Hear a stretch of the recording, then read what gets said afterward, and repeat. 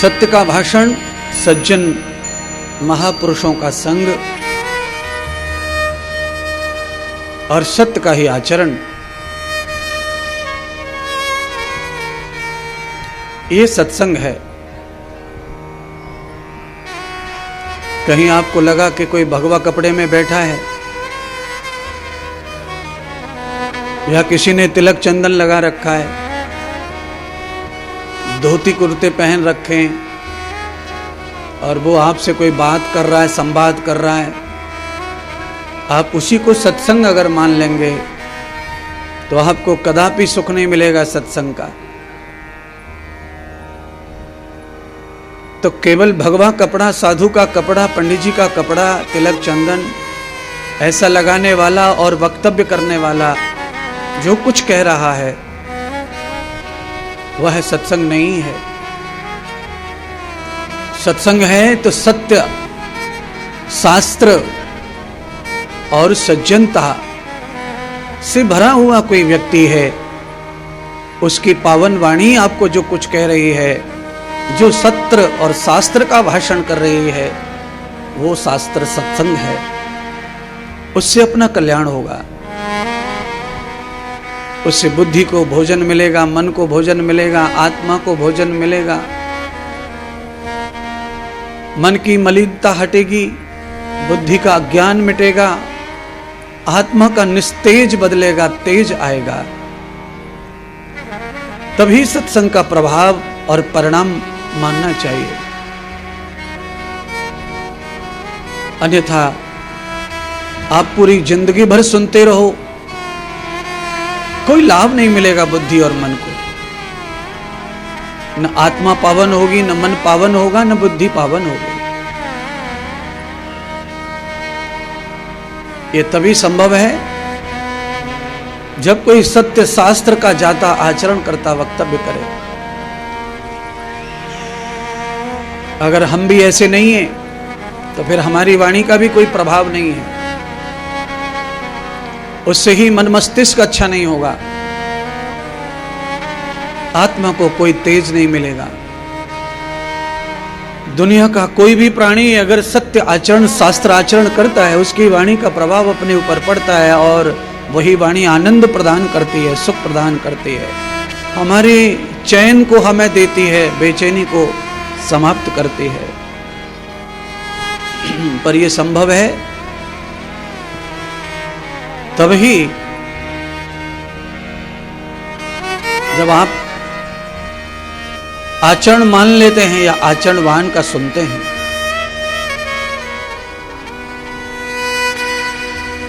रावण ने चोला धारण किया था साधु का और सीता जी को अनेक उपदेश भी दिए थे खड़े होकर दरवाजे पर। रावण के कहने से सीता बाहर नहीं आ रही थी। तब रावण ने दान का, साधु का महत्व भी बताया था सीता को कि साधु दरवाजे पर आए तो उसका क्या महत्व है, वो खाली हाथ वापस चला जाए तो क्या श्राप लग सकता है, क्या पाप लग सकता है।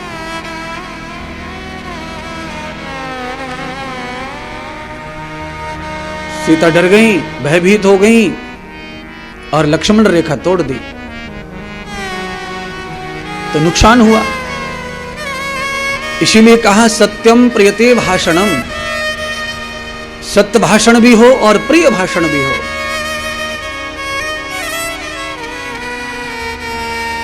तब सत्संग बनता है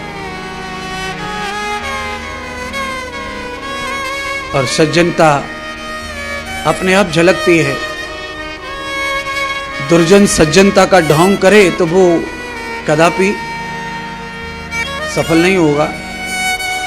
कि अंतर्हितम तगुणं तपेदम, वेद भगवान कहते हैं अंतर्गुण बाहर आता है। जब तक आप संतरा फाड़ के खाते नहीं हैं, जब तक आप मौसम्मी को काट कर खाते नहीं हैं, तब तक उसका असली स्वाद समझ में नहीं आता कि वो कितना खट्टा है या मीठा है। हाथ में लेकर दिन भर घूमते रहो मौसम्मी को। पहले आपने कभी मौसम्मी खाई होगी, हो सकता है वो बहुत मीठी हो, और ये आज हाथ में लेकर घूम रहे हैं, इसका अर्थ उस पहली वाली से निकालेंगे तो पछताएंगे। पहली वाली का स्वाद अलग था, आज वाली का अलग है मौसमी। पहले सेब का स्वाद अलग था, आज जो काटा है उसका अलग है। एक साथ में आप 2 तरबूजे काट लो, एक साथ में आप 2 खरबूजे काट लो, एक साथ में आप 2 आम काट लो, एक साथ में 2 सेब काट लो और एक ही प्लेट में रख लो। आपको एक ही प्लेट में एक साथ काटा हुआ फल 2 अगर है तो आपको उसका फल का स्वाद अलग ही नजर आएगा, एक नहीं होगा। समाज इसी भ्रम में धोखा खा रहा है।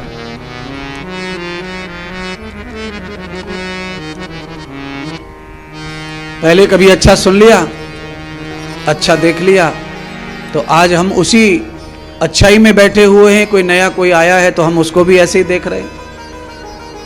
या पहले कभी कोई बुरा आदमी देख लिया, धोखा खा लिया, आज कोई अच्छा आया हुआ है हमारे जीवन में तो आज पहले वाले की तरह बार बार क्लिक हो रहा है कि ये धोखेबाजी होगा,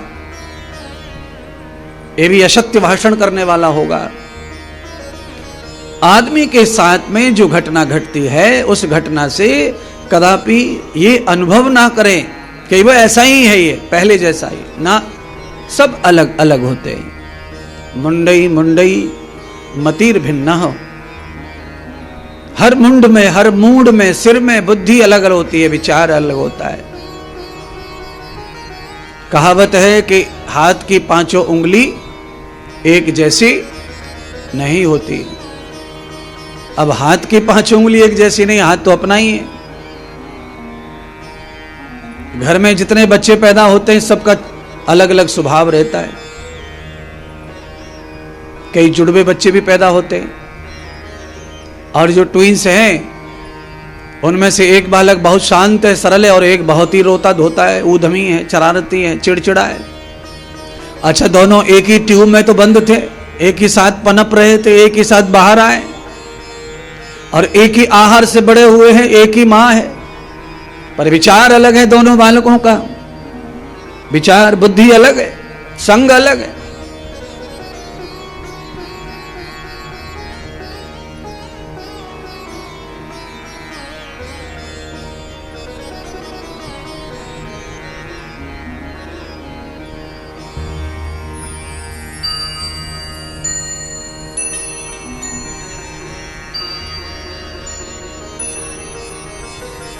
एलईडी का कनेक्शन जो है कट कर दो अभी, ये पहले वो जगह भर जाए, एलईडी की जरूरत हो तभी चलाओ एलईडी को।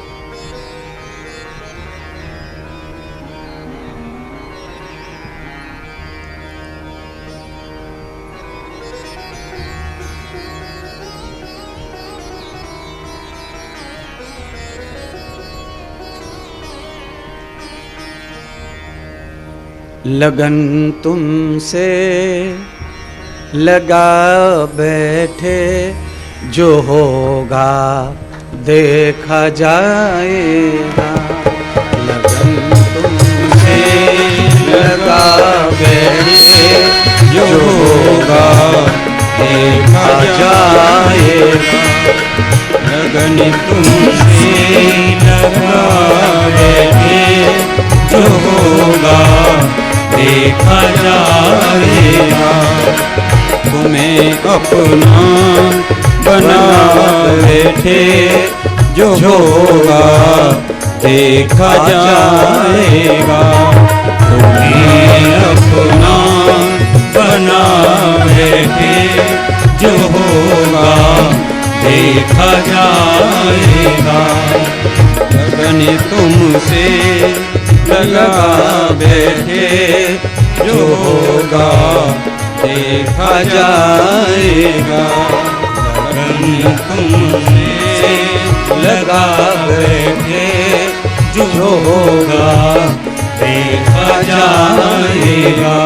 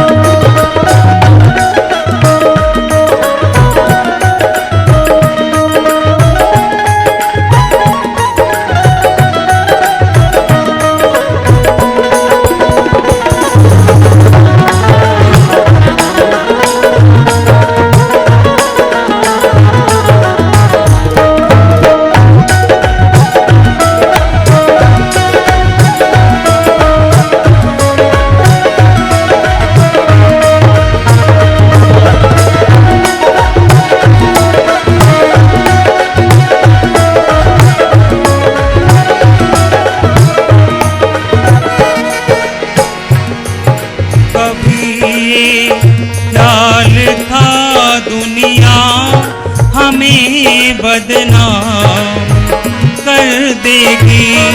कभी ये ख्याल दुनिया हमें बदनाम कर देगी। कभी ये ख्याल था दुनिया हमें बदनाम कर देगी। हमें बदनाम कर देगी। उसे अपना बना बैठे। जो होगा देखा जाएगा। लगन तुमसे लगा बैठे। जो होगा देखा जाएगा। लगन तुमसे लगा बैठे। जो होगा देखा जाएगा। तुम्हें अपना बना बैठे। जो होगा देखा जाएगा। तुम्हें अपना बना बैठे। जो होगा देखा जाएगा।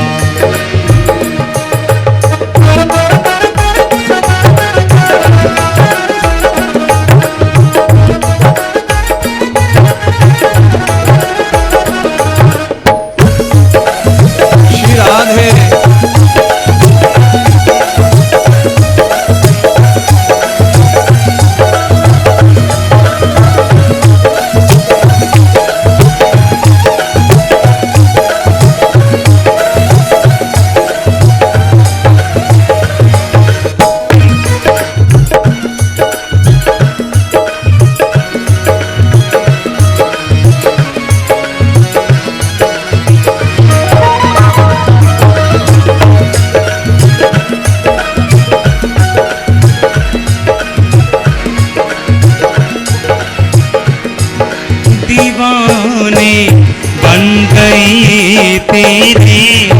ये अब दुनिया से क्या लेना। दीवाने बन गए तेरे। तो फिर दुनिया से क्या मतलब। दीवाने बन गए तेरे। ये अब दुनिया से क्या लेना। तुम्हें अपना बना बैठे। जो होगा देखा जाएगा। अगर तुमसे लगा बैठे। जो होगा देखा जाएगा। जो होगा देखा जाएगा। जो होगा देखा जाएगा। जो होगा देखा जाएगा। जो होगा देखा जाएगा। बन प्रभु से लगा बैठे। जो होगा देखा जाएगा। अगर प्रभु से लगा बैठे। जो होगा देखा जाएगा। लगन प्रभु से लगा बैठे। जो होगा देखा जाएगा। लगन प्रभु से लगा बैठे। जो होगा देखा जाएगा। जो होगा देखा जाएगा। जो होगा देखा जाएगा। सच्चिदानंद भगवान की जय हो। श्री सूत जी भगवान की जय हो। सौनक आदि ऋषियों की जय हो। श्री नारद मुनि की जय हो। अनंत सनत कुमारों की जय हो। नमः पार्वती पतये हर हर महादेव। एक बार साथ में गाओ। लगन प्रभु से लगा बैठे जो होगा देखा जाएगा। तुम्हें अपना बना बैठे जो होगा देखा जाएगा। देखिए, भजन आपने भी सुना होगा मोबाइल से।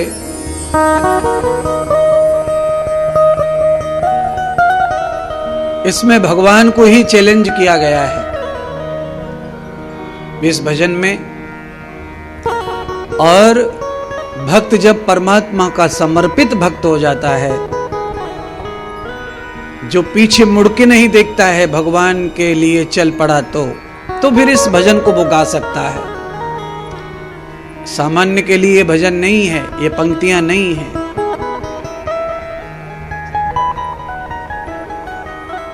ये भजन सूट होता है मीराबाई पर। बहुत भक्त हुए, पर इस भजन की महिमा जो है वो मीराबाई से मैच कर रही है। मीराबाई जब निकली घर से, तो सोच मीराबाई की यही थी इस भजन की पहली पंक्ति में जो है, लगन तुमसे लगा बैठे जो होगा देखा जाएगा। ये दुनिया की रीत पुरानी,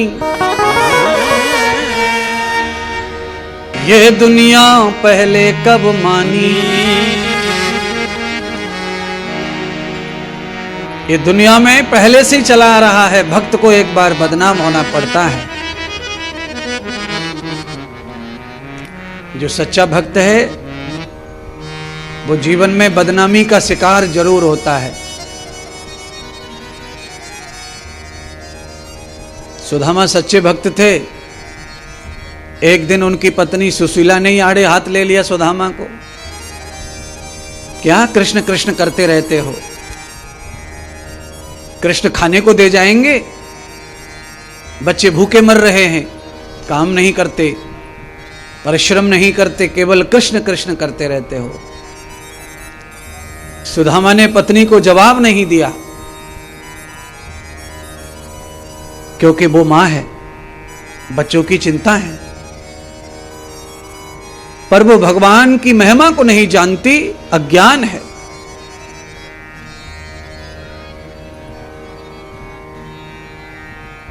ऐसे ही मीरा को, मीरा के पति ने गंदे गंदे शब्द कहे थे, जो कहे नहीं जा सकते व्यासपीठ से। ऐसे शब्दों से उच्चारण मीरा को पति ने किया था। मीरा जान गई। अगर आपकी आलोचना हो रही है तो समझ लो आप किसी शिखर पर हैं। आप में कोई बात है, तभी आपकी कोई बात चलती है, अच्छी हो चाहे बुरी हो। आप में कोई बात नहीं है तो आपकी न कोई अच्छी कहेगा न कोई बुरी कहेगा।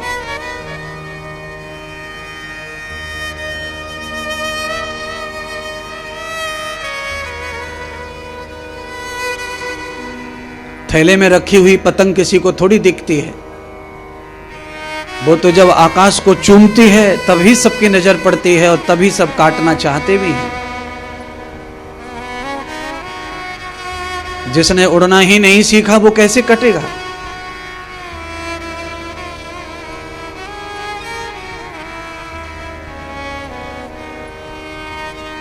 तुम्हें अपना बना बैठे जो होगा देखा जाएगा। लगन तुमसे लगा बैठे जो होगा देखा जाएगा। इसीलिए ट्रक के पीछे लिखा रहता है, चलती है गाड़ी उड़ती है धूल और जलते हैं दुश्मन खिलते हैं फूल।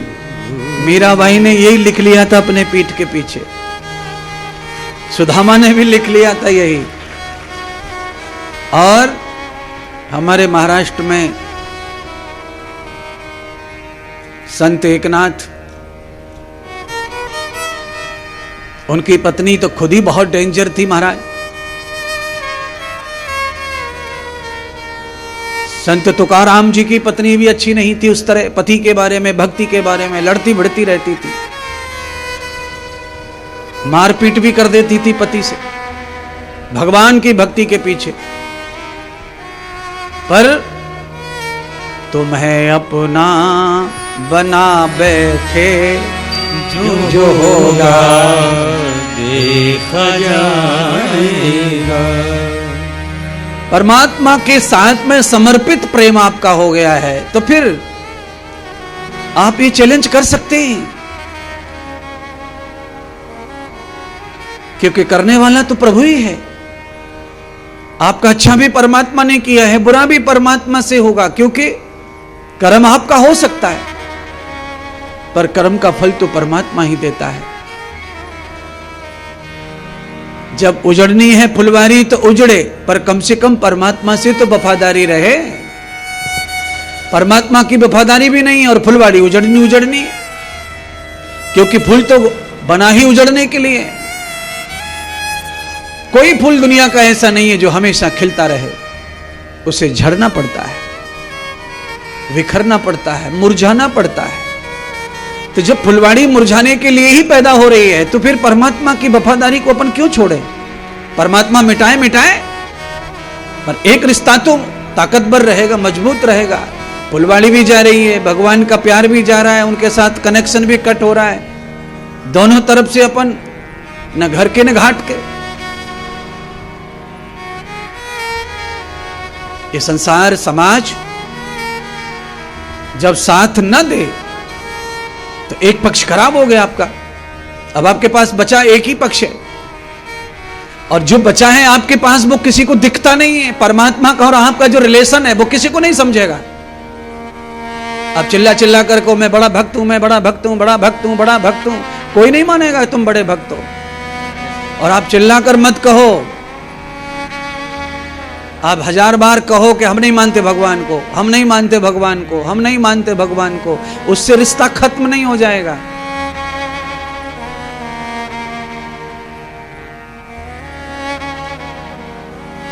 इसीलिए कथा में आने के बाद में कोई अच्छी बात आपको पकड़ में आ जाए तो उसे घर पे जाके, पड़ोस में जाके, गांव में जाके अपने मित्रों को बताया करो कथा को। नारद जी ने कथा को समझा और कथा का प्रभाव देखा कि भागवत ने मेरे पितरों को तार दिया, भक्ति को प्रसन्न कर दिया, भक्ति नाचने लगी, हृदय से प्रकट हो गई नाच। कई लोग हैं जो भी इस भजन में नहीं नाच पाए, पर हो सकता है अगले 3 घंटे में कई भजन हो जाएंगे। किसी भजन में इतनी ताकत भी हो सकती है कि वो किसी को उठा दे जो अभी नहीं उठा, क्योंकि भक्ति धीरे धीरे बढ़ती है, धीरे धीरे बढ़ती है। बंधुओं, तबला ढोलक भी अच्छे बजे और हमने गाया भी अच्छा, पर सबका पैर नहीं उठा। तो उसका कारण तबला ढोलक और हम कमजोर पड़े ऐसा नहीं है, उसका कारण है कि तुम्हारा ही कोई सुबह का पाप तुम्हें खड़े नहीं होने दिया, तकलीफ में डाल के रखा, बोझ बन करके। अब वो कथा से धीरे धीरे कटेगा पाप, तुम हल्के होते जाएंगे, तो हल्की सी ढोलक बजेगी तो अंदर ही खनकने लगेगा डांस, अपने आप ही खड़ा हो जाता है व्यक्ति। यही है कथा का प्रभाव, धीरे धीरे होती है कथा, रंगती है रंग में। अभी तो हमारे दिमाग में घर की बातें ही चल रही हैं। महात्मा चीखेगा, चिल्लाएगा, गाएगा, बजाएगा, मंत्र बोलेगा, श्लोक बोलेगा, दृष्टांत बोलेगा, कथा कहानी गाएगा, तब जाके खोपड़ी सेट होगी और घर की बातें बिसरेंगी, तब जाके चित्त लगेगा इधर। इतनी जल्दी चित्त कथा में लगता नहीं है। चमत्कार चाहिए समाज को, चमत्कार। नारद ने भागवत में चमत्कार देखा कि उनके पिता हेलीकॉप्टर में बैठकर आए और फूल वर्षा कर रहे हैं। श्री वृंदावन से भक्ति चल के गई केदारनाथ अपने दोनों बच्चों को लेकर के और नाचने लगी जाकर पंडाल में। तब नारद को लगा कि कथा में पावर है, अस्तित्व है कथा में, पर उसके लिए टाइम लगता है। नारद को बड़ा टाइम लगा। नारद की बुद्धि कथा में लग नहीं रही थी, चित्त लग नहीं रहा था, श्रद्धा लग नहीं रही थी नारद की। अब नारद कैसे हो गए? जब चमत्कार देखा तो नारद ऐसे हो गए कि नारद ने यह निश्चय कर लिया कि जब तक दुनिया रहेगी तब तक मैं सिर्फ अब भगवान का ही चरित्र वर्णन करूंगा, कथा गाऊंगा, भगवान का ही भजन गाऊंगा, प्रचार करूंगा, भक्ति जन जन तक पहुंचाऊंगा। प्यारे बंधुओं, जो प्राणी भगवान की भक्ति पहुंचाता है जन जन तक, वो भगवान के पास स्वयं पहुंच रहा है। उसे अलग से भगवान के पास जाने के लिए रास्ता खोजने की जरूरत नहीं है। जो भगवान का प्रचार करता है, भगवान की भक्ति पहुंचाता है, भगवान की भक्ति पैदा कर देता है लोगों के अंदर दिल दिमाग में, वो आदमी स्वयं भगवान के निकट जा ही रहा है, जा ही रहा है, जा ही रहा है। न जाने कितने लोग हैं जो इसी कथा के माध्यम से परम भक्त हो गए, कथा में कलयुग में ही भक्त हो गए। मीरा कब पैदा हुई? कलयुग में तो पैदा हुई मीरा। जनाबाई, तुकाराम, एकनाथ, गोरा कुम्हार, ये कब पैदा हुए? संत रविदास, रईदास, ये सब कलयुग के संत हैं। कबीरदास, तुलसीदास, सूरदास, ये सब कलयुग के संत हैं। ये सब भक्त संत हैं। इन्होंने भजन के प्रभाव से भगवान के ज्ञान को पाया। ये कॉलेज में, स्कूल में नहीं गए, ये कोई पढ़े लिखे नहीं हैं, पर इन्होंने सच्ची पढ़ाई को पढ़ा और उस पढ़ाई से इन्हें परम ज्ञान हो गया भगवान का। अनपढ़ कोई ग्रंथ लिख सकता है? तुकाराम जी ने महान ग्रंथ लिखा ज्ञानेश्वरी। कैसे लिख दी? क्योंकि आत्मज्ञान हो गया भगवान का, कृष्ण का, विठ्ठल का। और महाज्ञानी जगत गुरु भगवान कृष्ण जब किसी के हृदय में उतर जाते हैं तो फिर मुझे पढ़ने की जरूरत नहीं है, पढ़ा लिखा ही मेरे अंदर उतर गया। और जब पढ़ा लिखा जगत गुरु, सारे सृष्टि का गुरु परमात्मा जब आपकी बुद्धि में, आपके हृदय में बैठ जाता है तो आपका हाथ वो लिखता है जो अंदर वाला चाहता है।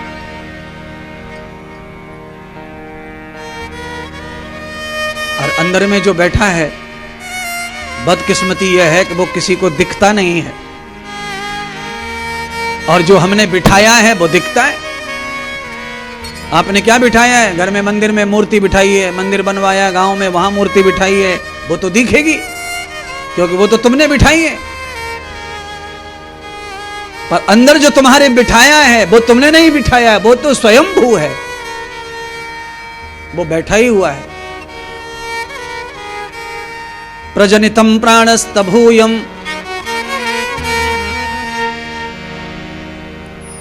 इसीलिए परमात्मा का एक नाम राम है, श्याम है, शिव है। ऐसे ही परमात्मा का नाम प्राणपति भी है। उस प्राणपति परमात्मा को भू कहते हैं, भूर। गायत्री मंत्र का दूसरा शब्द है भूर्भुवस्वः। प्राणों से भी प्रिय अगर कोई दुनिया में है तो वो परमात्मा ही है। सबसे ज्यादा प्रिय प्राण होते हैं अपने।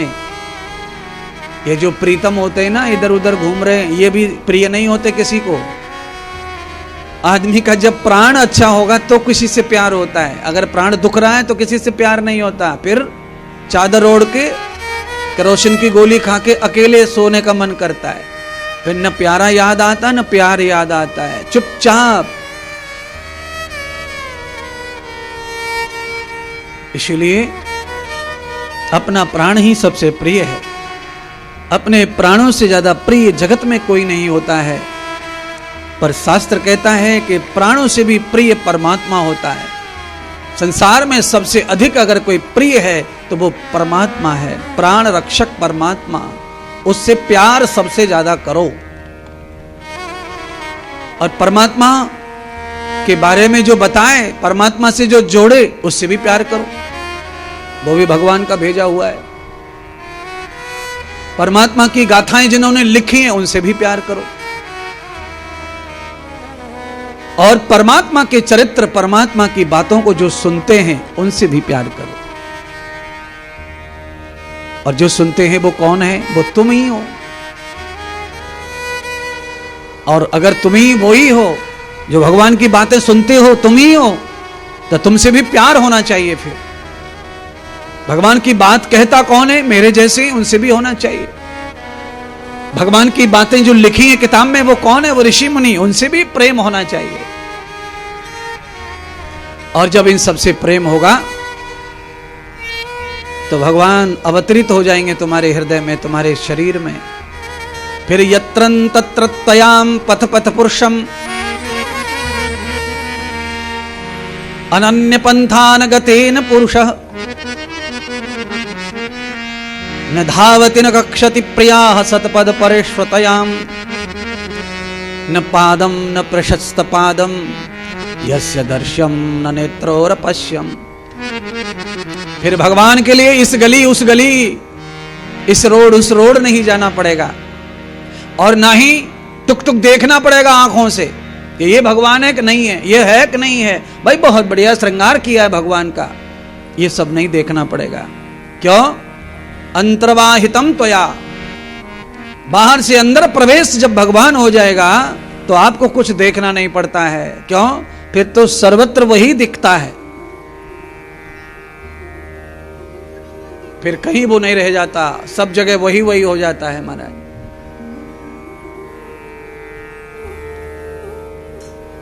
राजा परीक्षित का जन्म हुआ श्रीमद् भागवत कथा में।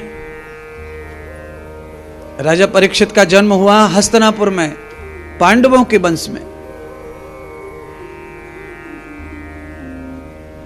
पांचों पांडव द्रौपदी के साथ में भगवान कृष्ण की आज्ञा मानकर हिमालय चले गए।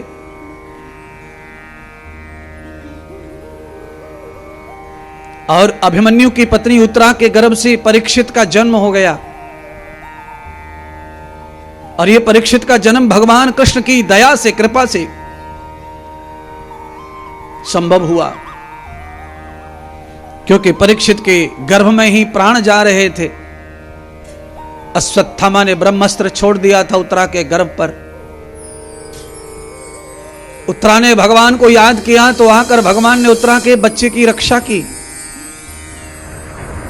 इसीलिए सर्वदा मैं कथा में कहता हूं कि हम सबको ही भगवान को याद रखना चाहिए हर समय, पर गर्भवती महिला को भगवान का ज्यादा ध्यान करना चाहिए।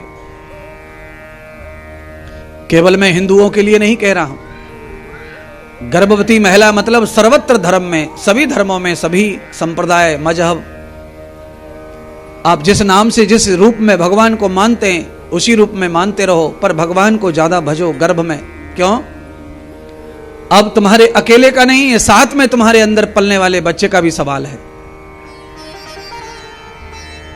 तो उत्तरा ने जब भगवान द्वारकानाथ को भजा तो द्वारकानाथ ने उत्तरा की रक्षा की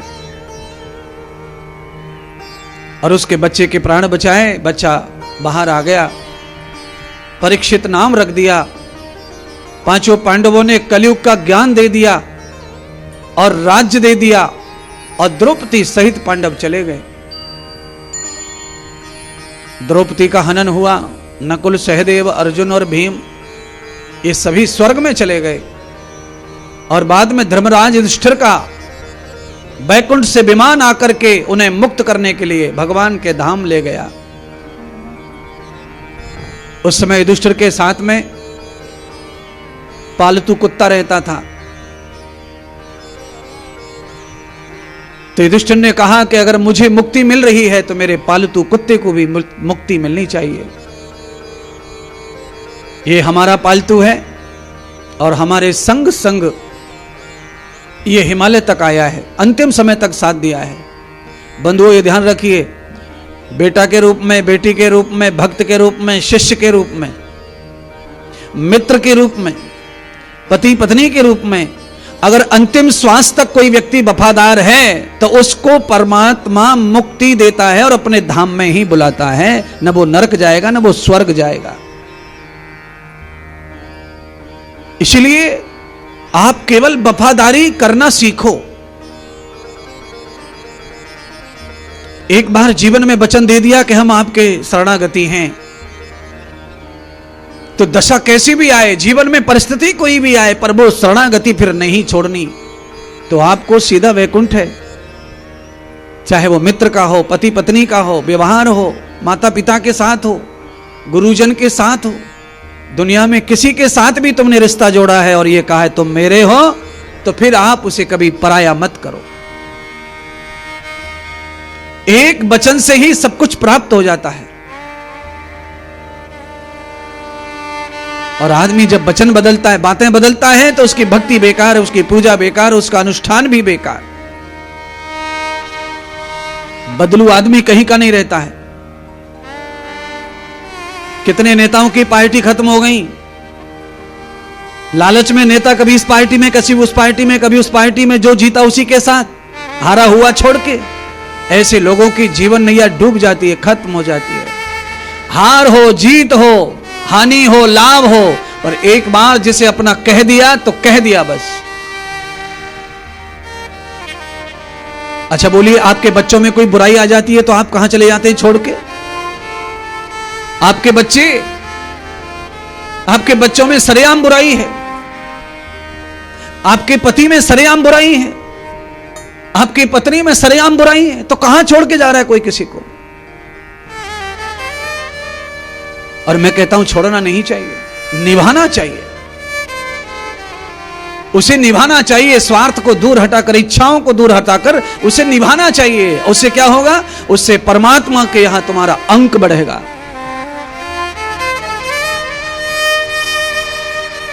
अरे परमात्मा ने जोड़ा है ना, ये हम थोड़ी जुड़े आपस में। मेरा जन्म कहां हुआ, मैं कहां पैदा हुआ, कहां बड़ा हुआ, कहां पढ़ा, कहां से आप जुड़े, कैसे जुड़े, आप कहां पैदा हुए हजारों किलोमीटर दूर, ये ईश्वर जुड़ाया है। ईश्वर ने अगर जुड़ाया है तो अच्छाई बुराई सब में रहती है। गलतियां कोई भी कर सकता है, किसी से भी गलती हो सकती है। केवल बच्चे गलती करते हैं ऐसा थोड़ी है, माता पिता भी गलत हो सकते हैं, गलती कर सकते हैं और होती है।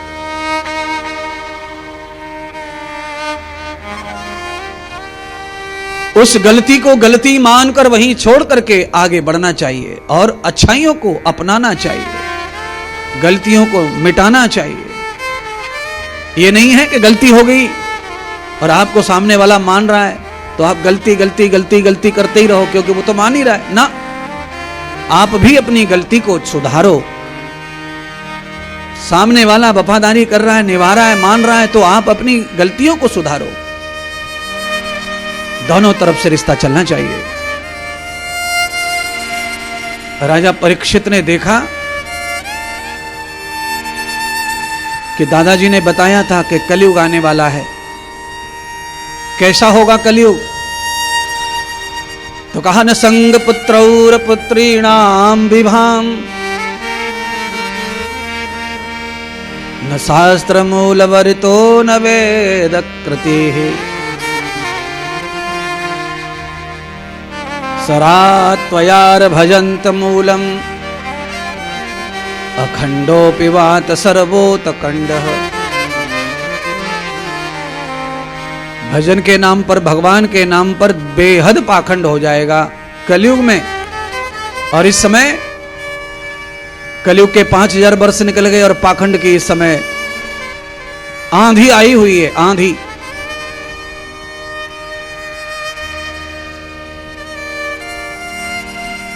बड़े बड़े डॉक्टर फेल हो गए तुम्हारे इलाज में, और एक आदमी जादू टोना, धागा पांदा, गंडा ताबीज बांध के तुम्हें ठीक करना चाहता है। इतना बड़ा अंधविश्वास।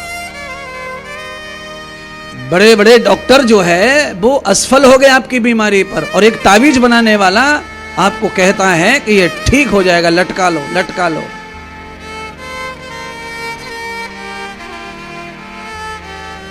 और कभी कभी तो ऐसा होता है जो ताबीज बना रहा होता है ना तुम्हारी बुखार के लिए, वो खुद मलेरिया में पड़ा हुआ है, 8 दिन से हाई हाई कर रहा है, दवाइयां खा रहा है, पूरे खून में टाइफाइड हो गया है, 3 महीने से लगातार डोज चल रहा है, पर समाज मानती है तो वो उसको देर नहीं लगती काला पीला धागा गांठ मार के छू छा करके देने में। और इतना पढ़ा लिखा व्यक्ति, इतना बड़ा अभ्यास डॉक्टर का, वो फेल हो गया और इस पे भरोसा है।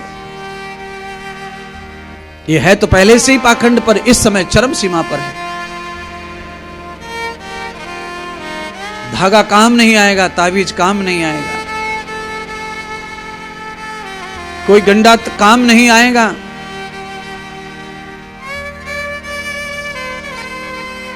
ऐसी अवस्था जब हो तो ऐसी अवस्था में सत्य भजन का पालन करो, परमात्मा का भजन करो। जितना हो जाए उतना कथाएं सुनो, सत्संग सुनो, सत्य भाषण सुनो, सत्य मार्ग सुनो, पर भगवान का भजन करो, भगवान का भजन करो। कैसा करे? जो भी तुम्हें भगवान का नाम आता वही जपो। क्यों?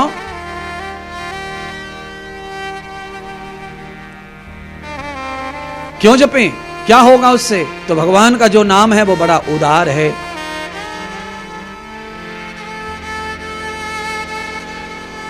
रघुपति नाम वेद उदारा। रघुपति नाम बड़ा उदार है। देखिए कितना फर्क है। उदारता क्या है रघुपति नाम में? रघुपति नाम में उदारता यह है कि स्वयं भगवान राम, भगवान श्याम, भगवान स्वयं प्रकट हो जाएं और वो तुम पर कृपा करेंगे तो वो ये देखेंगे कि तुम अच्छे हो या बुरे हो। भगवान कृपा करेंगे तो ये देखेंगे तुम अच्छे हो या बुरे हो, तुम कृपा के लायक हो या नहीं हो। पर भगवान का जो नाम है वो ये देखता ही नहीं है कि तुम अच्छे हो या बुरे हो, वो कृपा ही करता है, क्योंकि नाम परमात्मा का उदार है। तो भगवान का भजन करो, ताबीज में मत पड़ो, लाल पीली चौकट मत करो घर की। घर में किसी दरवाजे पर तुम्हें लाल पीला हरा रंग लगाने की जरूरत नहीं है।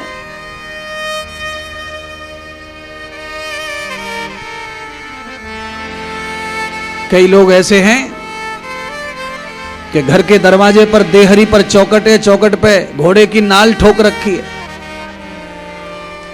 किसी ने फार्मूला बताया कि घोड़े की पुरानी नाल ला करके दरवाजे पर चौकट पे ठोक दो नीचे, उस पे से आओगे जाओगे तो तुम्हारी जिंदगी व्यापार की रफ्तार बढ़ जाएगी। रफ्तार बोलो।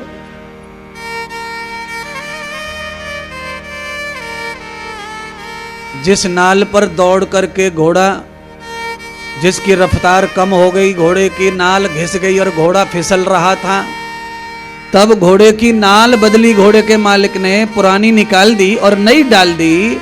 अब देखो जो कार का टायर घिस गया, उस टायर को ला करके तुम अपने घर में लगा लो, गाड़ी में लगा लो, तुम्हारे यहाँ कैसे चलेगा? उस कार में घिस गया, उसने निकाल दिया, तुम्हारी गाड़ी में आके वो टायर काम कैसे करेगा?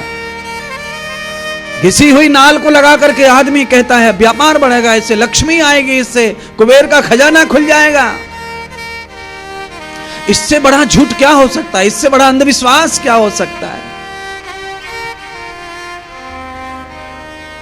जिसके लिए नाल बनाई गई है वो घोड़ा उस नाल पे चल नहीं पा रहा है, और जिसके लिए नाल बनाई नहीं है उस पे इंसान दौड़ना चाहता है किसी की बातों में आकर।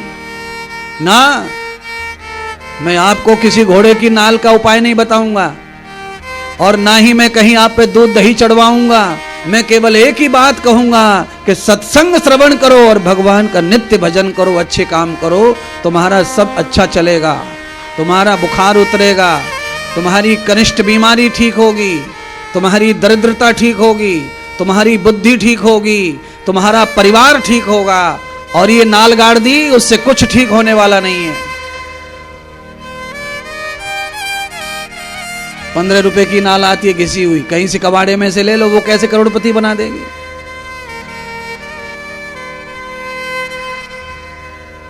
धनपति बनना है, यशवान बनना है, तो उसके लिए पुरुषार्थ करो, मेहनत करो, प्रभु का संग करो। भगवान हाथ पकड़ लेंगे, उसी दिन तुम करोड़पति बन जाओगे, कुबेर बन जाओगे, लक्ष्मीपति बन जाओगे, लक्ष्मी के मालिक बन जाओगे। अधरगम्यम तदादृश्यम। परीक्षित ने देखा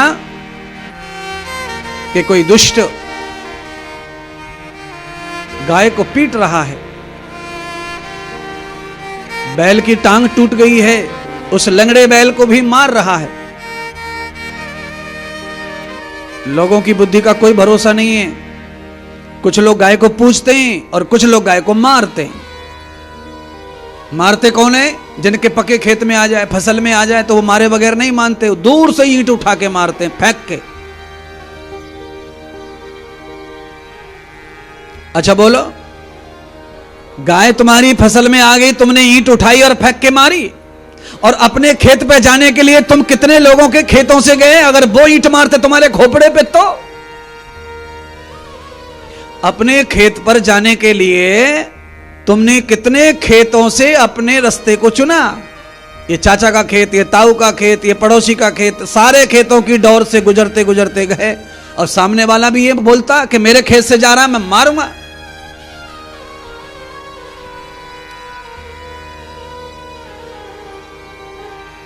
गौतम ऋषि के खेत में गाय आ गई थी, और गौतम ऋषि ने गाय को खेत में से केवल हटाया और गाय गिरी और मरी।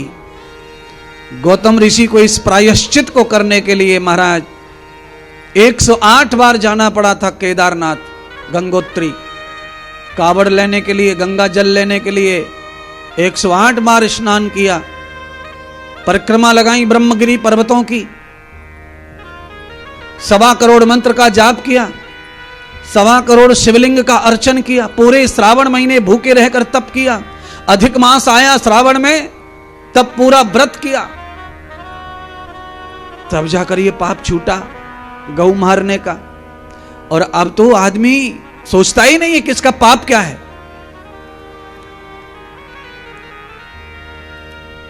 कमाल की बात, अभी 7-8 तारीख को बकरी ईद आ रही है, आप सुन रहे होंगे, बहुत हल्ला मचा हुआ है न्यूज चैनलों पर। तो नाम है बकरी ईद, और गायों का अपहरण हो रहा है, गाय चुराई जा रही हैं। प्रशासन के पास लोग जा रहे हैं तो प्रशासन सुन ही नहीं रहा है।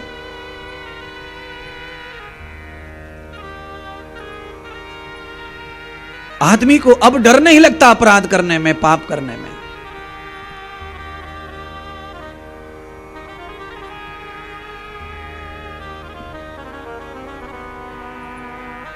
आदमी अंधा हो गया स्वार्थ में, लालच में।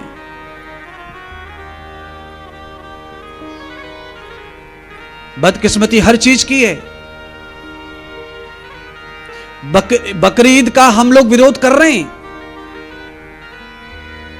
हिंदू लोग जो है बकरी ईद का विरोध कर रहे हैं, हिंसा ना हो, बकरे ना मरे, जीव हत्या ना हो, और ये नहीं करना चाहिए। पर जो विरोध कर रहे हैं उनको सबका ही विरोध करना चाहिए। अर्थात हिंदू धर्म में बहुत हत्या होती है, कितने बकरे खाए जा रहे हैं, कितने मुर्गे खाए जा रहे हैं, कितनी गायें खाई जा रही हैं, और कितने बलि चढ़ाई जा रही हैं। ये क्या है? ये पूजा है, ये पुण्य है, ये भी तो हिंसा है। सर्वत्र भाव परमात्मा का। सर्वे भवन्तु सुखिनः, सर्वे सन्तु निरामय, सर्वे भद्राणि पश्यन्ति मा कश्यम दुख भाग भवेत्। अरे भैया, सब जीव सुखी रहे, कोई दुखी न रहे, यह निश्चय करके हमें कहना है, समझना है। समाज से ये अपराध नाम का जो विषय है ये समाप्त करना है, तो फिर हमें सब जगह देखना है।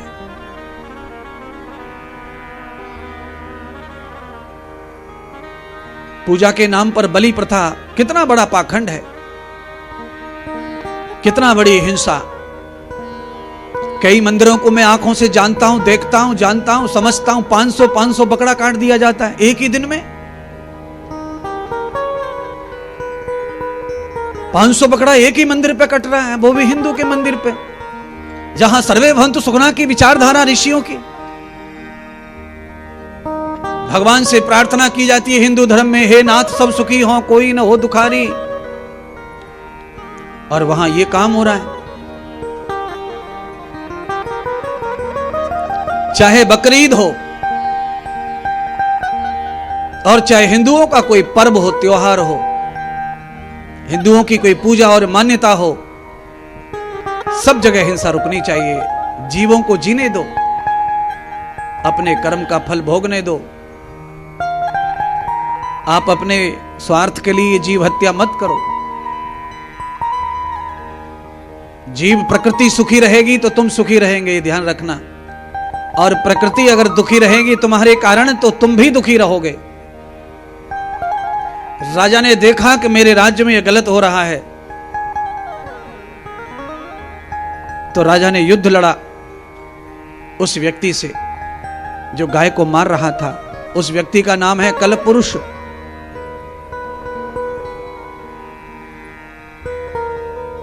काल बन के आया था अच्छाइयों का, धर्म का। धर्म नहीं छोड़ूंगा, अच्छाई नहीं छोड़ूंगा, सबको खा जाऊंगा। परीक्षित ने उसे धराशायी कर दिया। चरण पकड़ लिए परीक्षित के, महाराज मुझे माफ करो, प्राण दान दो, मेरी रक्षा करो। बहुत बड़ी भूल हो गई है मुझसे प्रभु, मेरे ऊपर कृपा कर दो। मैं चला जाऊंगा तुम्हारे यहां से, मैं नहीं रहूंगा। कलयुग कह रहा है राजा परीक्षित को, पर मुझे स्थान प्रदान करो जहां मैं रहूं जाकर। अब आ गया हूं तो कहां जाऊं? तो राजा परीक्षित ने भागवत के अनुसार पहले 4 स्थान प्रदान किए। मैंने कल थोड़ा जोर लगा के बोला था, आज वो कथा आ गई है, चारों स्थान सुन लो। 4 स्थान में से पहला स्थान है दारू, मदिरा। राजा परीक्षित ने कहा, जाओ कलयुग तुम मदिरा में प्रवेश हो जाओ। जो मदिरा पान करेगा वहां कलयुग होगा, जहां मदिरा पान होगा वहां क्लेश होगा।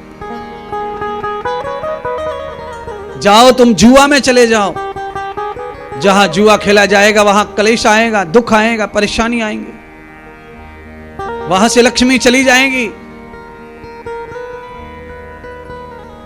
तीसरा स्थान बताया, जाओ हिंसा में चले जाओ, हिंसा।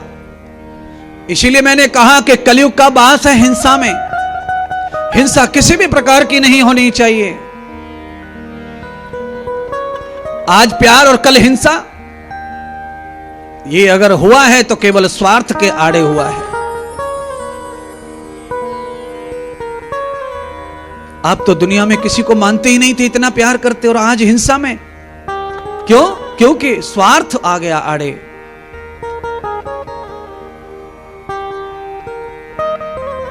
अपनी किस्मत की लकीरों को पहचानते नहीं हो। स्वार्थ को पूरा करने के लिए आप हिंसा करो, पाप करो, अपने बीते दिनों को भुलाकर नया जीवन शुरू करो। उससे अच्छा नहीं होगा, क्योंकि माथे की लकीरें जो लिखी हैं वो भोगना ही पड़ेगा।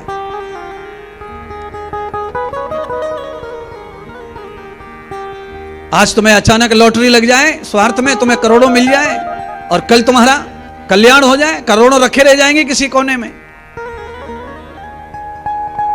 सामने से जब ट्रक आएगा, कुचलता चला जाएगा, तो उन करोड़ों का कौन कहां देखेगा? ट्रक अर्थात काल नहीं देखता किसी करोड़पति को।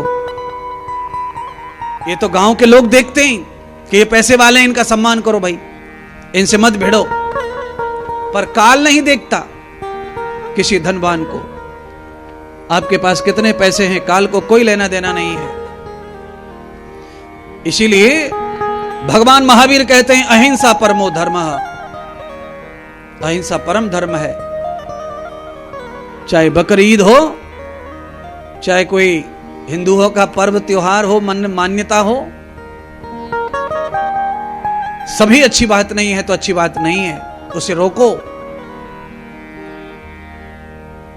कोई भी भगवान, कोई भी देवता ऐसा नहीं है जो किसी के बच्चे को खाकर तुम्हें आशीर्वाद देगा। यह काम केवल दैत्य का है, राक्षस का है। देवताओं का ये काम नहीं है। देवताओं में, राक्षसों में फर्क ही मिट जाएगा। फिर अज्ञान बस ये सब चल रहा है। आप सब पढ़ो, समझो चीजों को, आगे बढ़ो। सदगुरु भगवान श्री सूत जी ने सौनक जी को कहा, नारद जी मैत्री जी को कह रहे हैं, शंकर भगवान पार्वती जी को कथा कह रहे हैं। आज राजा परीक्षित ने 4 स्थान बताए। कलयुग ने कहा, महाराज ये 4 स्थान अच्छे नहीं है, मुझे कैसे शांति मिलेगी? सभी लोग एक जगह, कहीं ना कहीं अच्छी जगह जाते हैं घूमने फिरने, 2, 4, 10 दिन ही जाते हैं सही, पर सबके जीवन में अच्छा दिन होता है, अच्छा जगह होता है। मुझे एक स्थान तो अच्छा बताओ। तो कलयुग की संगति के कारण राजा परीक्षित की जो मति है वो कमजोर हो गई थी।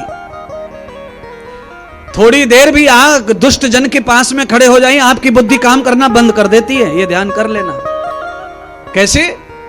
सामने से गाड़ी आ रही हो, रात में ट्रक आ रहा हो और आपकी आंखों पर रोशनी पड़ जाए, ट्रक की लाइट पड़ जाए तो आपको दिखना बंद हो जाता है। और ट्रक के ड्राइवर को उसी रोशनी से सब दिख रहा है और तुम्हें नहीं दिख रहा है, रोशनी वही ट्रक की है।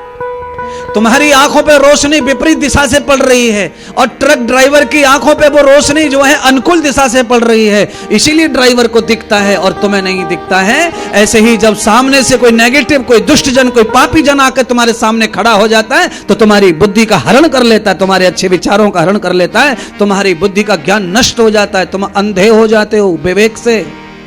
इसीलिए पल दो पल का भी संग अच्छा नहीं है बुरे आदमी का।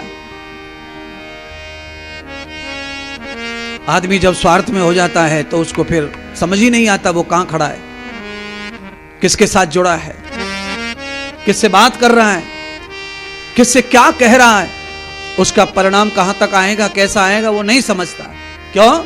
मति जो मारी गई है संग के कारण। और पल भर में संग बदलता है, मति बदल जाती है। अचानक आप किसी श्रेष्ठ आदमी के सामने आ जाइए, आपकी बुद्धि में, आपकी वाणी में अच्छी अच्छी बातें आने लग जाएंगी। संग ऐसा है। आप घर से ही सोच के आएंगे कि महात्मा को गाली देनी है तो अलग बात है। नियोजन बना के आएंगे, 4 दिन से नियोजन बना रहे होंगे कि महात्मा के पास जाएंगे तो गालियां ही देंगे, गालियां ही देंगे, तो अलग बात है। पर आप अचानक महात्मा से मिलते हैं, जब आपको पता नहीं रहता है तो आपकी बुद्धि में अचानक सभ्यता आ जाती है, अचानक से शोभा आ जाती है। बुद्धि जो है अचानक से अच्छी बात, अच्छे विचार पैदा कर लेती है। संग के कारण ऐसा होता है, पल भर में ये सब हो जाता है। तो राजा परीक्षित ने अंत में सोने में निवास कर दिया 5वें स्थान पे।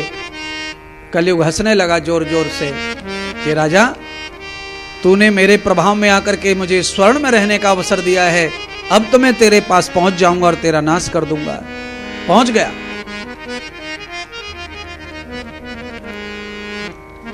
और जब पहुंच गया तो राजा का नाश शुरू हो गया। राजा घर लौट के गए, राजा की बुद्धि का सत्यानाश हो गया। घर जाते ही राजा ने अपने माता पिता, दादी दादा का भरोसा तोड़ दिया। घुस गए कुबेर खजाने में और ढूंढने लगे, कहां छोड़ गए दादी दादा मेरे लिए। खोज कर रहे थे। बड़ा सा बक्सा रखा हुआ था, उसमें एक भयंकर बड़ा मुकुट। राजा ने कहा, देखो हमारे पूर्वज कैसे मूर्ख थे। अरे जो मुकुट राजा के सिर पे होना चाहिए वो बक्से में रखा हुआ है। सारी चीजें, मुकुट, सारे वस्त्र, सारे कपड़े, सारे गहने पहनने के लिए नहीं होते। कुछ बना के सजाने के लिए, कुछ रखवा के लिए होते, कुछ सो के लिए भी होते। सब चीज धारण करने और भोग करने के लिए नहीं होती है। आप सब बताओ, आपके खेत में कितना धान होता है? क्या सब खाने के लिए, तुम्हारे लिए? खाने के लिए तो है, पर उस पर न जाने कितने लोगों का नाम लिखा हुआ है। केवल तुम ही नहीं खा जाओगे उसको। उस धान के ऊपर अनेक लोगों के नाम लिखे। आपके पास पैसा आएगा, धान बिकेगा, घर बनेगा, बेटी का ब्याह होगा, कपड़े आएंगे, लत्ते आएंगे, सब्जी आएगी, मसाले आएंगे, घी आएगा, कथा होंगी। उसके लिए भी तो धान है, केवल खाने के लिए नहीं है। राजा ने मुकुट को धारण कर लिया तो भगवान नारद जी कहते हैं मैत्री ऋषि से कि जैसे ही मुकुट धारण किया राजा ने, राजा की बुद्धि में पूरी तरह कलयुग प्रवेश हो गया।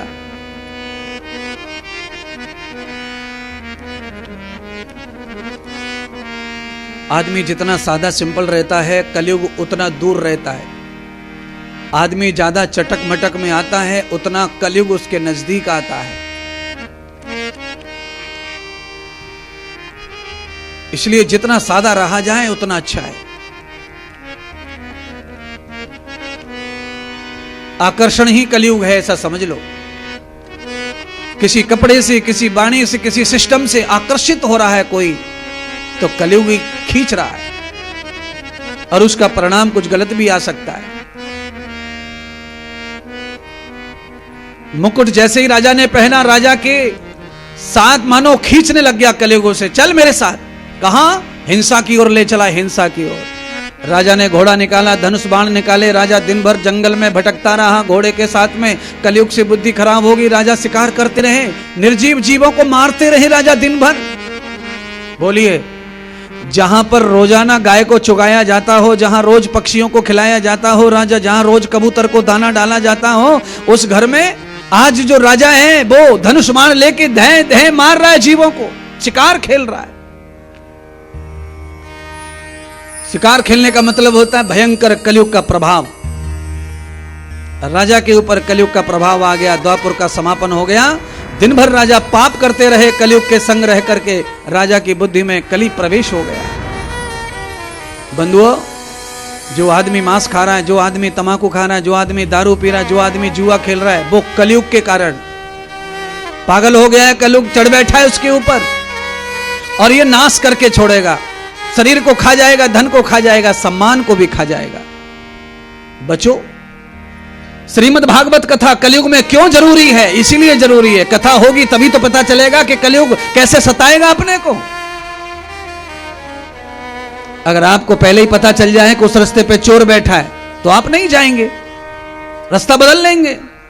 तो जब आपको पता चल रहा है भागवत के माध्यम से कि कलयुग चल रहा है, कलयुग आएगा, तो ऐसा करेगा, तो आप उस रास्ते को छोड़ेंगे, सतयुग का रास्ता पकड़ेंगे, तो कलयुग की चोट नहीं पड़ेगी। इसलिए कथा जरूरी है, क्योंकि बिना कथा के कलयुग का प्रभाव समझ में नहीं आएगा। कलयुग का प्रभाव तो कथा से समझ में आएगा।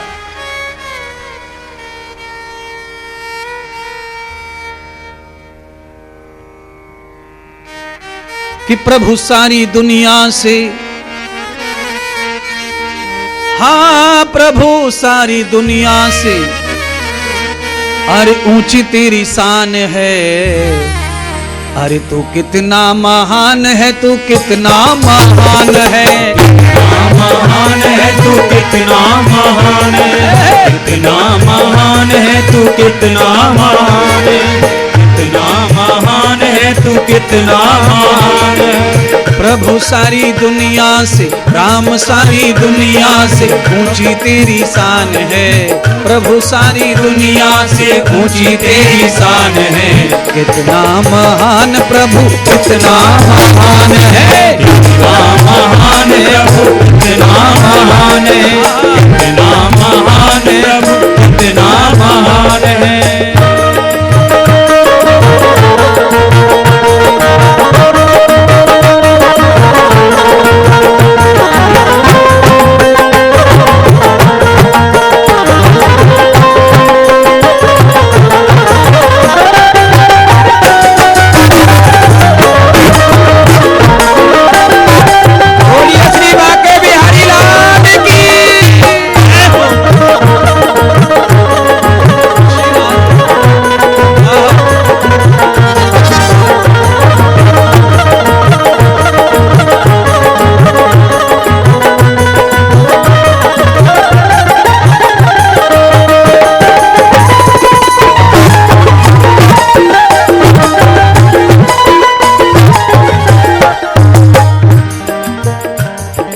कितना महान प्रभु, कितना महान है, कितना महान प्रभु कितना महान है। प्रभु सारी दुनिया से ऊंची तेरी शान है, प्रभु सारी दुनिया से ऊंची तेरी शान है। कितना महान प्रभु, कितना महान है, कितना महान प्रभु कितना महान है, कितना महान प्रभु कितना महान है।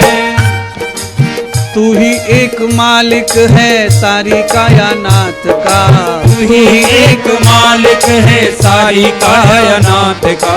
फूल भरी क्यारियों का, तारों भरी रात का, फूल भरी क्यारियों का, तारों भरी रात का। या हम लोग तो खाम खाएं, विद्वानों ने ये लाइन लिखी है और हम लोग खाम खा परेशान हैं। मालिक बने घूम रहे मालिक।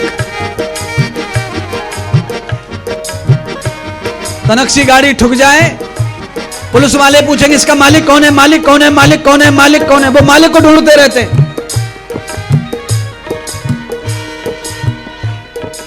पर विद्वानों ने लिखा क्या है देख लो, कि वही एक मालिक है सारी कायनात का, वही एक मालिक है सारी कायनात का, फूल भरी क्यारियों का तारों भरी रात, फूल भरी क्यारियों का तारों भरी रात का, फूल भरी क्यारियों का तारों भरी रात का, फूल भरी क्यारियों का तारों भरी रात का।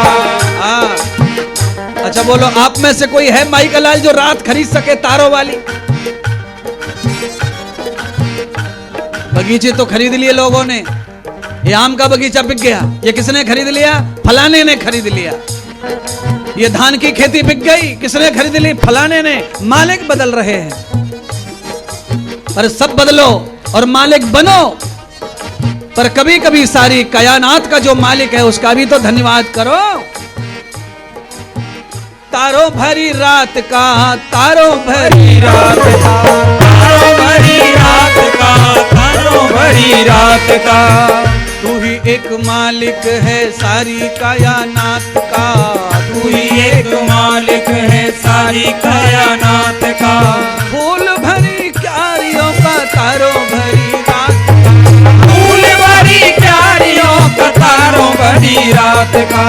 हाँ तुझ में समाया हुआ, तुझ में समाया हुआ सारा जहान है, तुझ में समाया हुआ सारा जहान है, सबसे महान प्रभु सबसे महान है, सबसे महान प्रभु सबसे महान है, सबसे महान प्रभु सबसे महान है।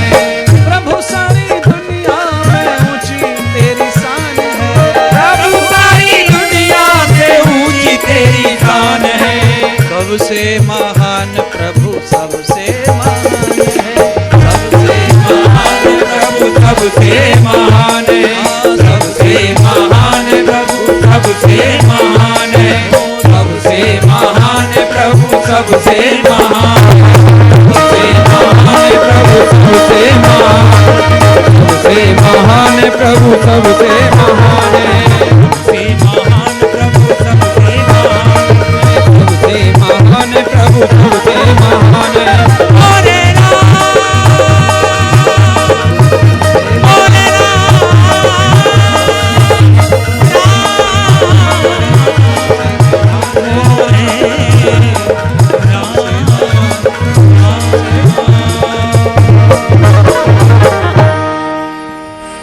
प्रभु सारी दुनिया से ऊंची तेरी शान है, सबसे महान है प्रभु सबसे महान है, तू ही एक मालिक है सारी कायनात का, फूलों भरी क्यारियों का तारों भरी रात का, है तुझ में समाया हुआ सकल जहान है,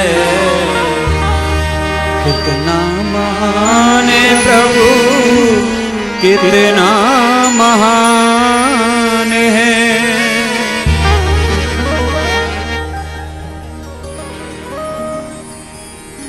आदमी तो अपनी महानता को लेके इठलाता फिर रहा है, बस कुछ हो जाए आदमी के पास में थोड़ा सा, फिर उसकी ऐंठ का कोई भी ठिकाना नहीं है महाराज, स्वर्ग पाताल की बातें करता है। और जिसकी सारी दुनिया है वो पड़ा हुआ है शांत, छुपा हुआ है। गुलाब के फूल की प्रशंसा हो रही है, मोगरा की प्रशंसा हो रही है, रात रानी की प्रशंसा हो रही है, पर ये रात रानी की, मोगरा की, गुलाब के फूल की प्रशंसा हो रही है, इसके पीछे क्या छुपा है? रीजन, कारण। कारण को कोई नहीं जानना चाह रहा। बस भाई बहुत बढ़िया मोगरा की खुशबू, बड़ी बढ़िया है गुलाब की खुशबू। गुलाब में, मोगरा में खुशबू बन करके जो बैठा है उसे यश नहीं चाहिए, कीर्ति नहीं चाहिए, वो सब हमें दे रहा है। और अंदर बैठ करके हमें बढ़ा रहा है। इसीलिए दिन में जब भी मन हो जाए तब एक बार भगवान का ये भजन गा लेना चाहिए। प्रभु कितना महान, प्रभु कितना महान है, प्रभु सारी दुनिया से ऊंची तेरी शान है। जितना कहो उतना कम है भगवान की स्तुति। राजा परीक्षित दिन भर पाप करते रहे, शाम को औंधे हो गए पाप के कारण। न घर दिखाई दे रहा न रास्ता, अंधेरा हो गया, रात हो गई, जंगल में पगडंडियों में घोड़ा फंस गया। राजा इतना मोहित होगा कलयुग के चक्कर में कि अंधेरा हो गया, राजा को पता ही नहीं चला कि अब अंधेरा हो गया, घर जाना चाहिए। अब रात में पगडंडी में फंस गए। अब जब घोड़ा फंसा तो राजा को चोटें लगने लगी इधर पेड़ पौधों से। राजा गिर पड़े, चोट लगी, राजा को प्यास लगी, घोड़ा भाग गया। अब आप समझ लेना, संकट जब आता है तब कोई साथ खड़ा हो जाए बहुत बड़ी बात, बड़ा मुश्किल है। घोड़ा भी भाग गया, राजा अकेला। अब प्यास लगी राजा को, अब पानी नहीं दे और जंगल में रास्ता भी नहीं दिख रहा। आदमी के जब निजी पाप उसके सामने आ जाते हैं तो कोई रास्ता दिखाई नहीं देता बचने का। कैसे बचा जाए, किसकी मदद ली जाए, कौन साथ देगा, कौन साथ नहीं देगा, कौन सा योजना, कौन सा नियोजन करना चाहिए, उसको रास्ता दिखता नहीं है महाराज। अगर आपने पाप किया नहीं है तो आपको कोई योजना और कोई रास्ता ढूंढना नहीं है। परमात्मा रास्ता सब बताएगा आपको। आपका कोई अपराध नहीं है, आपने कोई पाप किया नहीं है, तो फिर आपको किसी योजना की जरूरत भी नहीं है। आप प्रभु भरोसे बैठिए, शांत रहिए। आप निष्पाप हैं, निष्कलंक हैं, तो आपका परमात्मा ही सब कुछ चारों तरफ से रक्षण करेगा। पर यहां तो परमात्मा से ही झगड़ा है राजा परीक्षित का। आज कलयुग के संग में पड़ गए राजा, विरोधी हो गए मानो परमात्मा के। जो आदमी काट के खाएगा किसी जीव को, वो कैसे परमात्मा का हो सकता है? परमात्मा का नाम है दयालु, अजन्मा, अनंता। परमात्मा का नाम है करुणाकर, दया कर। अब कोई तलवार चलाए, चाकू चलाए, छुरियां चलाए, काटे बकरे को और खाए, कुर्बानी के नाम पर, बलि के नाम पर, ये कैसे भगवान के हो जाएंगे? और भगवान के सामने काट रहे, भगवान के नाम पे काट रहे। भगवान कैसे इनको आज्ञा देगा काटने की? पर मतलबी लोग हैं, स्वार्थी लोग हैं, अपना मतलब निकालने के लिए भगवान को जोड़ जोड़ के बलि अर्पण करेंगे, कुर्बानी अर्पण करेंगे। गलत है तो गलत है। आवश्यकता नहीं है ऐसे पूजा की, ऐसे पाठ की, और ऐसे भगवान को प्रसन्न करने की जरूरत नहीं है।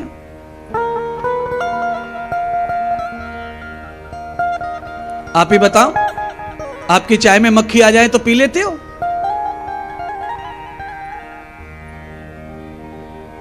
नहीं पीते। अरे मक्खी गिर गई चाय में, क्या परले पड़ गई, क्या हो गया, क्या फर्क पड़ता है? मक्खी ने कौन सा ऐसा केमिकल छोड़ दिया जो चाय जहर बन गई? आदमी नहीं पी रहा। चाय में मक्खी पड़ जाए तो आदमी चाय को फेंक देता है क्योंकि कम कीमती है, और वही मक्खी घी में पड़ जाए तो मक्खी को फेंकता है, मक्खी को, घी को ना। हाँ जी पटवा जी, सुन रहे हो क्या कथा? चाय में मक्खी पड़ जाए तो ले गुड़िया, मक्खी पड़ गई है, ले जाओ फेंक दो। और घी में मक्खी पड़ गई तो उंगली पे निकाल के एक बूंद भी घी ना चले जावे मक्खी के संग, आराम से ढंग से टपका टपका के निचोड़ निचोड़ के घी को बाद में टंकोरा मारे। अब जाओ उधर, अब बताओ मक्खी वही है? चाय में पड़ी तो मक्खी खराब, और घी में पड़ी तो मक्खी अच्छी है। कोई बात नहीं, कोई फर्क नहीं पड़ता, निकाल दो, खा लो, क्या फर्क पड़ रहा है? मक्खी वही है। तो अब बताओ आदमी कितना होशियार है, कितना चतुर है।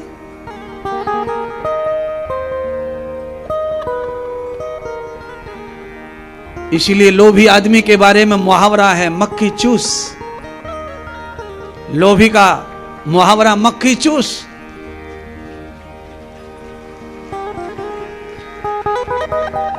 मुझे लगता है बिरला ही कोई जलेबी का बनाने वाला ऐसा होगा जिसकी मक्खी न चिपकती हो जलेबी से।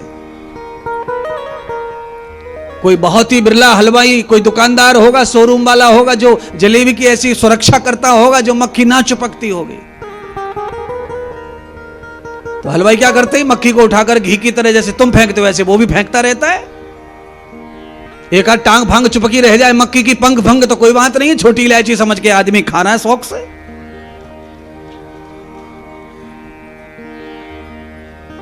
और ये केवल हर आदमी की बात नहीं है। जो आदमी बड़े बड़े टुकड़े ऐसे ऐसे मोटे मोटे पीस बकरे की टांग जो चूसते हैं ना, मक्खी वो भी नहीं खाते। होशियार कितने देखो, इतनी लंबी टांग चूस रहा है बकरे की, मुर्गे की, और उसकी भी चाय में मक्खी नहीं चलती उसको। इतना पवित्र बन रहा है चाय के समय पर। और जैसे समय आया तो फिर टांग चूसने में उसे कोई तकलीफ नहीं है और मक्खी चूसने में तकलीफ थी। मक्खी के बारे में सज्जन बन रहा है। ससुराल में आया है, ससुराल में चाय दे दी सास ने, मक्खी आ गई, पिएगा नहीं, चाहे कुछ भी हो जाए पिएगा नहीं। और वही सास शाम को बकरा उबाल दे, 3 बार मांगेगा। मक्खी वाली चाय नहीं पी रहा और बकरा शाम को दे दिया उबाल के, सीटी मार के कुकर में, लाओ लाओ लाओ लाओ लाओ लाओ। बहुत खातर की, बड़ी सेवा की, बड़ा मजा आया। ये है दुनिया, ये जमाना है महाराज। आदमी वही है। मक्खी पर वो मांसाहारी नहीं बनना चाहता। नाम ही मांसाहारी पढ़ना है तो फिर क्यों ना भरपेट खाया जाए। अरे अरे अरे अरे अरे, मैं कह रहा हूं मांसाहारी बनने से अच्छा है फलाहारी बनो। फलाहारी नाम की पूजा होती है हिंदू धर्म में। फलाना बाबा फलाहारी, फलाना संत फलाहारी। तो फलाहारी बनो ना मांसाहारी की जगह पे, शाकाहारी बनो ना। अरे महाराज हम शाकाहारी भी तो हैं। हम तोरई खा जाएं, घिया खा जाएं, काशी फल खा जाएं, ककड़ी खा जाएं, खीरा खा जाएं, टमाटर खा जाएं, बैंगन खा जाएं, टिकड़ुआ खा जाएं, पकड़ुआ खा जाएं और गधा खा जाएं, घोड़ा खा जाएं। बोलो बोलिए सच्चे दरबार की जय हो। राजा परीक्षित को अंधेरे में जब कोई नहीं दिखाई पड़ा तो राजा ने स्वयं रास्ता ढूंढकर देखा कि कोई कुटिया चमक रही है। राजा उस कुटिया पर पहुंच गए। राजा ने आवाज लगाई, बाबा ए महात्मा, ये संत जन, जल पिलाओ, प्यास लगी है। मैं तुम्हारे ही राज्य में राजा हूं, चक्रवर्ती सम्राट हूं, परीक्षित। इतना सारा डाटा बताने का मतलब समझते हो? इसका मतलब होता है कि मेरा नाम सुनेगा, समझेगा तो बाबा जल्दी से पानी पिलाएगा डर के मारे। और सुनिए, दुनिया में किसी से भी मदद लेनी हो तो उस समय अपनी महानता बताने की जरूरत, उस समय दयनीय दिशा दिखाओ, दीनता दिखाओ। आपके पास में दीनता के अलावा कोई जगत में कुछ है ही नहीं, तभी कोई मदद करेगा। और आप बता रहे हैं कि चक्रवर्ती सम्राट हस्तिनापुर नरेश परीक्षित हूं मैं, यानी कि आप प्रार्थना कर रहे हैं कि डरा रहे बाबा को समझ में नहीं आ रहा है। तो मुझे ऐसा लगता है कि जरूरत पड़ने पर कुत्ता को भूख लगती है, उसे खाना चाहिए तो पूंछ हिला करके प्रार्थना करता रहता है, गिड़गिड़ाता रहता है, पंजों पर बैठ जाता है, लार टपकाता है, एक भी हिंसा नहीं करता क्योंकि उसकी जरूरत है। आज राजा परीक्षित की जरूरत पानी था तो राजा को कितनी दया से, कितनी प्रेम अनुराग से, सम्मान से, प्रतिष्ठा से बोलना चाहिए था, पर राजा ने अपना पहले यश बताया, जय जयकार बताई। महात्मा तो समाधि में बैठे थे, सुनाई नहीं, कानों में दीमक लग गई थी, घास उगाई थी शरीर में, इतना तपस्या। राजा को गुस्सा आ गया क्योंकि कलयुग बैठा है खोपड़ी में, और जब आदमी की खोपड़ी में कलयुग बैठ जाता है तो वो किसी तपस्वी को, ध्यानी को, भजनानंद